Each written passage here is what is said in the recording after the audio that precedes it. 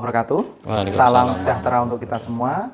Salam kebajikan, namo buddhaya, om swastiastu, rahayu. Gitu. Oke. Kawan-kawan semua, pada kesempatan siang hari ini kita akan melaksanakan refleksi ke-5. Oke. Dalam refleksi ini kita nanti akan bersama beliaunya Bapak Nur Hadi, ya, selaku tokoh masyarakat yang lengket sekali dengan kehidupan yang lebih ke arah budaya dan lain sebagainya. Kita akan bersama beliau untuk sharing session. Beliaunya nanti harapannya multi arah, jadi tidak hanya dari Mbah Nur Hadi saja, tapi nanti adik-adik juga bisa bertanya, karena kaitannya ini dengan refleksi yang akan kita laksanakan setelah kita melaksanakan kebinekaan di salah satu desa yang sangat ramah sekali, yaitu di Desa Kaliyoso, di mana di sana bermukim sahabat-sahabat kita, keluarga kita, yaitu dari suku Samin, dan refleksi dari kebudayaan dari Kudus yang berupa kearifan lokal Kretek, ya, seperti itu, Ge. Monggo. Ketika panjenengan semuanya ke suku Samin di Undaan, ya. Lah saya harapkan di sini nanti kita tanya jawab, ya. Nah, kalau saya yang cerita tidak enak, jenengan tanya, nanti saya cerita seperti itu. Jadi nanti melengkapi apa ya, keinginan panjenengan. Ada unek-unek yang belum bisa diutarakan, nanti bisa kita sampaikan di sini. Mumpung ketemu, nah, banyak cerita. Sebab saya kira jenengan nanti setelah pulang ke daerah jenengan masing-masing, ada oleh-oleh yang bisa didapatkan ketika panjenengan di Kudus berkaitan dengan masyarakat-masyarakat adat. Kenapa di Jawa itu masih ada masyarakat adat? Cara melestarikan bagaimana? Nah, ini nanti jadi oleh-oleh panjenengan untuk ketika pulang di masing-masing daerahnya, ya. Langsung saja, mungkin ada pertanyaan dulu, nanti baru saya cerita yang kaitannya dengan jenengan yang ditanyakan. Gitu saja. Kalau belum ada, ya saya tak cerita dulu. Melanjutkan cerita kita di Karangrowo, ya, berkaitan dengan orang Jawa. Jadi orang Jawa, nah kita cerita Jawa. Jadi nanti baru kita masuk ke adat Saminnya. Jadi Jawa itu, sebelum ada agama-agama masuk di Jawa, orang Jawa itu sudah punya kepercayaan dan keyakinan. Asli orang Jawa. Nah, kenapa semua agama itu bisa masuk di tanah Jawa dengan damai? Karena yang dia bawa sampai ke Jawa itu sama. Orang Jawa sudah punya kepercayaan yang sama, baik itu dari Hindu, Buddha, Islam, ya, Nasrani, itu sama.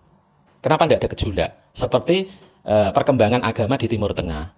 Karena Jawa sudah punya kepercayaan asli orang Jawa. Lah orang Jawa sendiri itu kehidupannya itu banyak filosofi-filosofi yang mungkin tidak diketahui oleh orang di luar Jawa. Itu orang Jawa. Unik. Sebelum orang Jawa gini, Pak.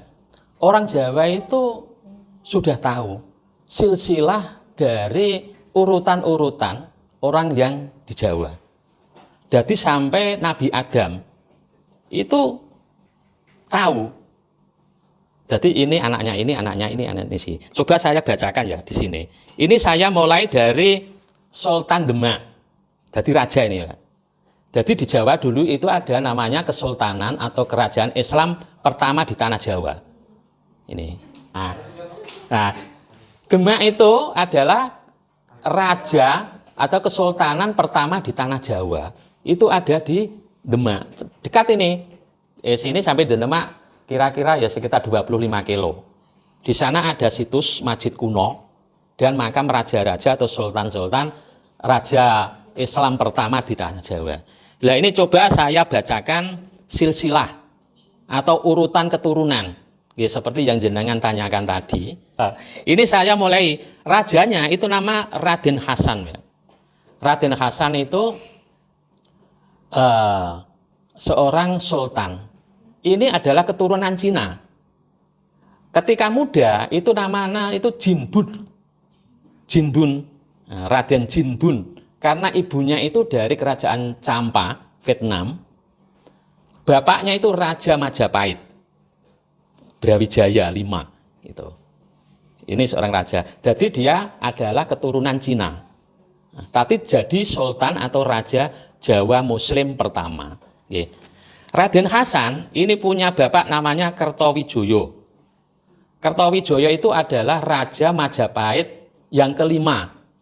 Gelarnya adalah Brawijaya V. Brawijaya V itu punya istri jumlahnya 40. Nah, termasuk pendiri yang punya wilayah Kudus ini adalah masih keturunan Raja Majapahit Brawijaya. Oke, namanya Raden Sungging Prabangkara. Ini raja, anak raja. Oke. Nah, ini tak tutup sih. Ini silsilahnya dulu, dadi Mbak nanti biar enggak penasaran. Nah, ini Raja Jawa Majapahit namanya Kertowijoyo atau Brawijaya V. Ini punya ayah namanya Raden Suruh. Raden Suruh itu adalah Raja Majalengka. Majalengka itu wilayah Pajajaran atau kerajaan Sunda. Yang saya singgung tadi. Ini Raja Sunda. Bersama-sama adalah kalau misalnya kamu saya tanya nenek dan kakek kamu pasti kenal. Tapi kalau mungkin kalau saya tanya buyut kamu, berarti orang tuanya nenek dan kakek kamu mungkin masih sedikit-sedikit ingat. Tapi kalau sudah tak tanya di atasnya bapak dan ibunya buyut kamu, pasti sudah. Nah, nggak connect kan? Nanti nggak connect. Nah, maka dari itu paling nggak nilai-nilai dari Jawa ini yang harus kamu bawa minimal. Ya. Kalau di sini tadi bani atau trah atau keturunan. Ini kamu nanti sampai rumah itu di papan tulis itu udah tulis. Penulisnya adalah ini garis keturunan dari ayah, ini garis keturunan dari ibu. Ya, biar nanti anakmu atau anaknya anakmu itu masih tahu bahwa oh nenek saya namanya Yanti ya. Gitu. Ya kan begitu. Ya kan dia tadi ingatkan, ya kan yang diceritakan orang Jawa itu walaupun silsilahnya campur aduk dari Cina dan lain sebagainya, yang hanya diberitahukan. Dan dari dulu kalau kita tarik lagi tentang afeksi, nilai-nilai toleransi sejak zaman prasejarah itu sebenarnya sudah ada dan tidak pernah memperdebatkan masalah keyakinan. Nah, ini yang perlu kamu tulis nanti di refleksi yang kali ini itu menghormati kesukuan, menghormati silsilah, dan tidak ada lagi yang namanya perpecah belahan terkait dengan keyakinan. Ya, itu. Terus yang selanjutnya tak pertegas lagi mengambil intisari dari Mbak Nureddin, ya, yaitu bagaimana kuat tekadnya orang Jawa ketika mencari sebuah pengalaman, baik itu pengalaman pelajaran maupun pengalaman spiritual. Contoh yang suka belajar di zaman itu sampai ke Palestina di Al-Quds sana, yaitu Raden Ja'far Sotik. Contoh yang mengajar asmara harus meninggalkan wilayahnya, harus sampai ke Cina. Bayangkan juga dari sini ke Cina di zaman itu dan di sini masih selat, tapi ternyata juga masih bisa ditempuh. Ya. Demi cinta, ya kan gitu. Ya kan itu kan nilai-nilai refleksi betapa umumnya, betapa kuatnya sebuah ikatan batin. Kenapa saya bilang ikatan batin? Karena setelah dia berkeluarga di Cina, mencari silsilahnya kembali lagi, mulai terdapat di Lasem tadi, mencari orang tuanya tidak hanya sampai lagi ke Kudus. Kamu baru dari mana? NTT, Papua sampai Kudus. Pakai pesawat lagi loh. Nggak ada raksasa lagi. Ada alat komunikasi lagi. Mulai sejarah orang Sikep ya, Samin. Samin itu sebenarnya adalah pilar kehidupan budaya orang Jawa yang terakhir, kalau saya bilang gitu. Arti terakhir ini yang masih memegang tradisi penuh kehidupan orang Jawa asli.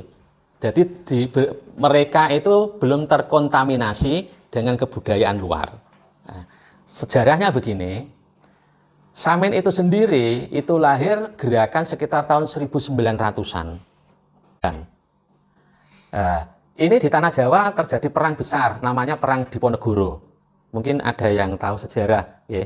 Diponegoro itu adalah pahlawan dari kerajaan Kasunanan di Surakarta sana. Ini salah satu pengikutnya pada waktu itu dalam gerakan itu termasuk Mbah Raden Samin. Ya. Nama Mbah Samin, nah, niki, sebenarnya ada nama aslinya, namanya Raden Kohar. Nah, Raden Kohar itu nama asli dari Mbah Samin Surasentiko, itu Raden Kohar. Itu seorang keturunan kerajaan, raja itu. Masih. Nah, karena dia melarikan diri pada waktu itu supaya tidak dikejar oleh Belanda, dia mengasingkan diri ke Blora di wilayah Klopo Dhuwur. Di sana dia membuat suatu komunitas gerakan perjuangan supaya tidak diketahui oleh Belanda. Beliau mengganti nama, namanya Samin Suro Sentiko. Nah, ini adalah Mas Samarang. Beliau punya 2 murid. Yang satu adalah Mbah Engkrek, yang satu Mbah Suro Kuncung. Yang menebarkan paham Samin itu sampai sekarang, itu 2 orang itu. Sedangkan Mbah Samin Suro Sentiko, ini ditangkap Belanda. Nah, itu ada yang mengatakan belum sempat punya keturunan. Tidak punya keturunan Mbah Samin itu. Dia ditangkap, dibuang ke Sumatera, di Sawah Lunto.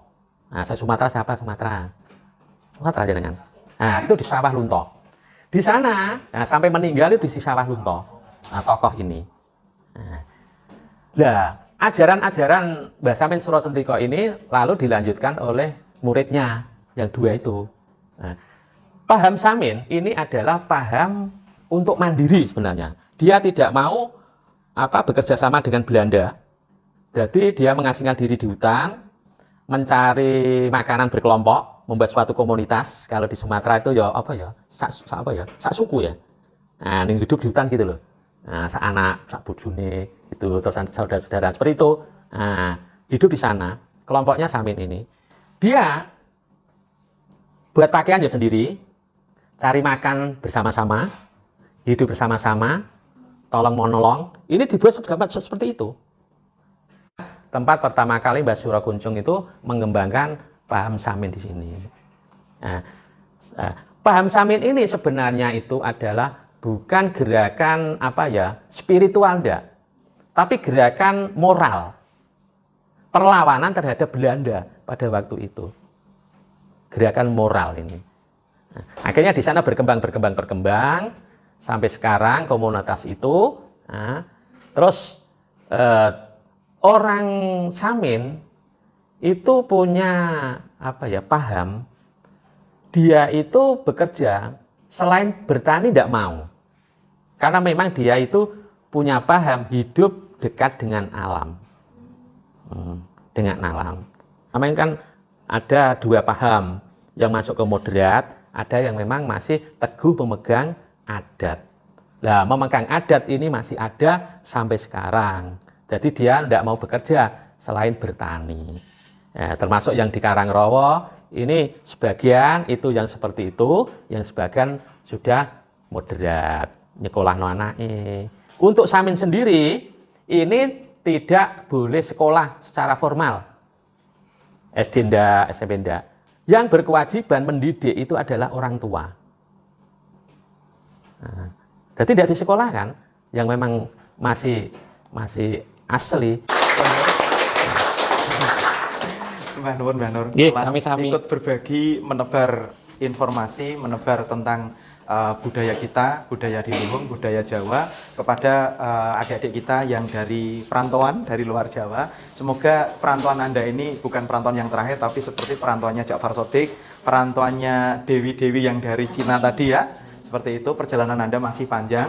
Nilai-nilai yang bisa Anda ambil dari bagaimana perjalanan Islam Nusantara, bahkan tadi ada yang ditanyakan dari 0 sampai pol, ya, sampai bingung ya, terah yang keberapa. Dan juga tadi juga sudah ditanya kaitannya kehidupan yang menghidupi, sudah dikupas tuntas. Semoga ini tidak lagi menjadi kerisauan adik-adik semua terkait dengan refleksi kali ini. Tadi yang perlu dicatat beberapa hal, kegigihan, keuletan, gotong royong, kejujuran, ya, dari 2 tema besar kita sudah kita kupas sore ini dengan ahlinya ahli. Saya sendiri sampai melongok karena selama ini kita paling hanya WA. Dan hari ini benar-benar full ya kita bersama beliau. Nanti kalau masih kurang bisa kita datangi lagi ke rumah beliau ya Pak. Seperti itu. Gitu nggih. Terima kasih atas waktunya.